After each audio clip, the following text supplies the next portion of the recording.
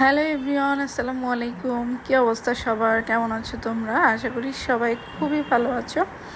আমিও বেশ ভালো আছি। তো আমার প্রতিদিন যেভাবে ব্যস্ততায় যায়, তোমরা অনেকেই আমাকে নক করো যে আপু আমি কিভাবে কি করি, অফিসে যাই কিভাবে, এত সময় কিভাবে মেনটেন করি। আসলে আমার হাতে কোনো সময় থাকে না। আমি সকালে ঘুম থেকে উঠে কোনো রকম রেডি হয়ে আমি অফিসে যাই। তো বরাবরের মতোই আজকে আমি সকালে সকালে ঘুম থেকে উঠে তারপরে রেডি হচ্ছিলাম। আমার আজকের গায়ের ড্রেসটা আমি গতকালকেই কিনেছিলাম। আমার এইসব ড্রেস পরতে ভালো লাগে, এখন গরমের দিন। তো এই ড্রেসটা কিন্তু আমি ফুটপাত দিয়ে কিনেছি। অনেকে ফুটপাত থেকে কিনলে, লোকাল মার্কেট থেকে কিনলে বলতে লজ্জা পায়। আসলে লজ্জার কিছু নেই, নিজের ইনকামের টাকায় আপনি যা ইচ্ছা তাই কিনতে পারেন।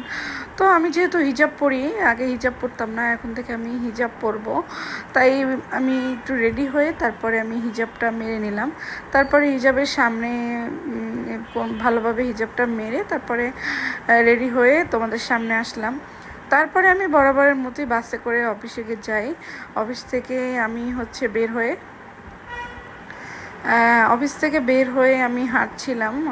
যেহেতু আমার অফিস গুলশানে, তো গুলশানে যেহেতু আমার অফিস, তো আমি গুলশান থেকে আমি হেঁটে হেঁটে নতুন বাজারের দিকে আসি। যেহেতু আমার বাসা রামপুরাতে, তাই আমি নতুন বাজার এসে ওখান থেকে আমি বাসে আসা যাওয়া করি। আসলে গুলশানের পথ, আমার বাসা গুলশানটা হলে খুবই ভালো লাগতো, গুলশানের রাস্তায় আমার হাঁটতেও ভালো লাগে। আমি সেটাই বলছিলাম মনে মনে। তারপরে বাই দ্য ওয়ে, তারপরে অফিস থেকে সারাদিন কাজকর্ম শেষ করে এই যে বাসায় আসলাম। তো আল্লাহ হাফেজ।